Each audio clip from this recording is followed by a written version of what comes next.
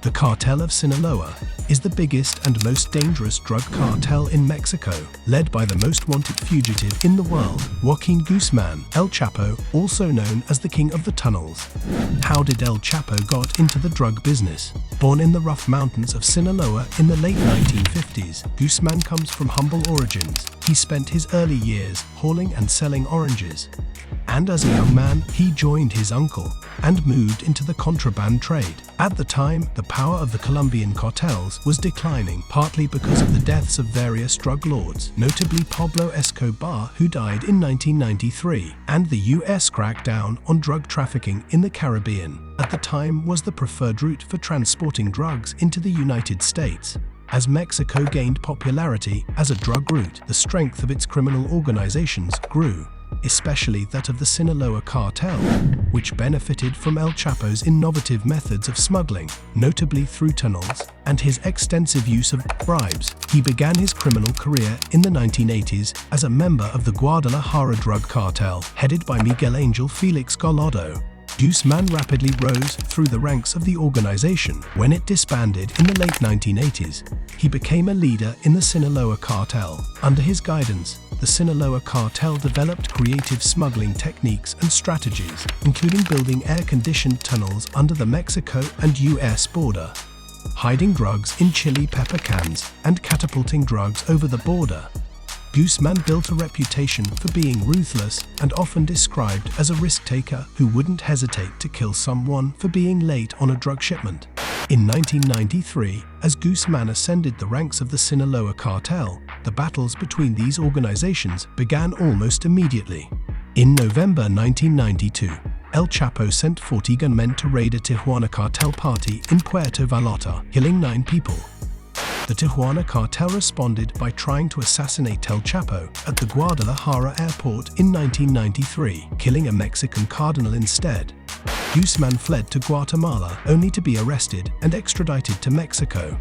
The Mexicans tried to accuse him of murder, but he was soon released on charges of murder but found guilty of drug trafficking and possession of firearms, and eventually was sentenced to more than 20 years in a maximum security prison. However, in exchange for bribes, he was granted extensive liberties by the prison authorities, who allowed him to continue managing his drug cartel. In 2001, he escaped with the help of corrupt prison guards. A subsequent investigation led to the arrest on corruption charges of many employees of the prison, including its warden. Sinaloa notably gained territory from both the Tijuana and US cartels, solidifying its position as one of the world's most powerful drug syndicates. By the early 21st century, the cartel had operations in more than 50 countries, but was particularly dominant in the United States. Guzmán was responsible for most of the marijuana and cocaine trafficked from Colombia and Mexico to the United States, and to be the largest smuggler in the triangle between Asia, Mexico, and US, in which methamphetamine was produced in Mexico with Asian-made chemicals, and then smuggled and sold to the United States. In 2015, the US officials claimed that Sinaloa controlled the drug markets in almost every state. Estimates of its annual revenue ranged from $3 billion to $39 billion, and his personal net worth was estimated at $26 billion in 2009. In the first decade of the 21st century, the Sinaloa cartel engaged in bloody battles with rival cartels and Mexican law enforcement authorities that claimed the lives of tens of thousands of people. In 2006, a full-scale offensive against the drug cartels by the Mexican army resulted in the arrests of many traffickers but failed to destroy the major cartels or to capture El Chapo. After years spent in hiding, Guzmán was apprehended in Mazatlan. His arrest was the result of a weeks-long operation by the U.S. Drug Enforcement Administration and the Mexican Marines. The final escape. On the night of July 11, 2015, Guzmán once again escaped custody, fleeing the maximum security Altiplano prison near Toluca through a shaft beneath the shower in his cell to a more than 1-mile-long tunnel that led to a house on a construction site. A roughly 5.6 feet high wood-reinforced tunnel through which Guzmán fled had lighting and ventilation, indicating that it had been in the works for some time. A motorcycle had been used within the tunnel during its digging to remove soil and help El Chapo to escape.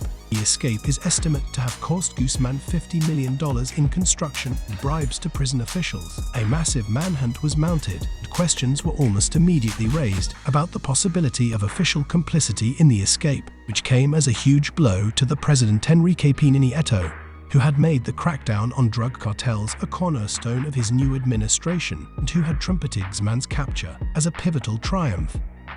On January 8, 2016, it was announced that Guzman had been captured in Los Mochis after a shootout. The following year, he was extradited to the United States, where he was charged with various crimes, including drug trafficking, money laundering, and murder conspiracy. His trial began in November 2018 amid intense security. In February 2019, he was found guilty of all the charges against him, and 5 months later he was sentenced to life in prison.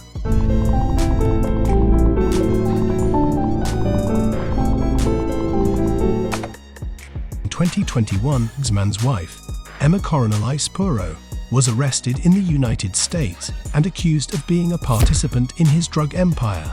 Later that year, she pleaded guilty to several charges and was sentenced to 3 years in prison. El Chapo's capture and later extradition to the United States appears to have sparked an internal battle for control of the organization, as evidenced by a February 2017 attack against El Mayo. 2 of El Chapo's sons was reportedly orchestrated by El Chapo's one-time right-hand man, Damaso Lopez Nunez. However, El Licenciado and his son, Damaso Serrano, have both been arrested and are now in U.S. custody. Given that El Chapo's conviction in the United States in 2019 landed him in prison for the rest of his life, El Mayo, the only remaining member from the Sinaloa Cartel, and El Chapo's sons, were also known collectively as Los Chapitos, are now left to head the general direction of the cartel's operations while it retains its horizontal structure. In 2020, divisions between Los Chapitos and El Mayo appeared to worsen, with a number of deadly clashes reported between their supporters, as well as the mysterious assassination of a former top Sinaloa Cartel hitman. In contrast, El Mayo's sons have either all been arrested and jailed in the United States. The Sinaloa Cartel seems to have taken its cue from Colombia's Cali Cartel by establishing strong connections to Mexico's political and economic elite. It has successfully penetrated government and security forces, where it often opts for the bribe over the bullet and alliances over fighting. But it is not above organizing its forces to overrun areas that it wants to control by force.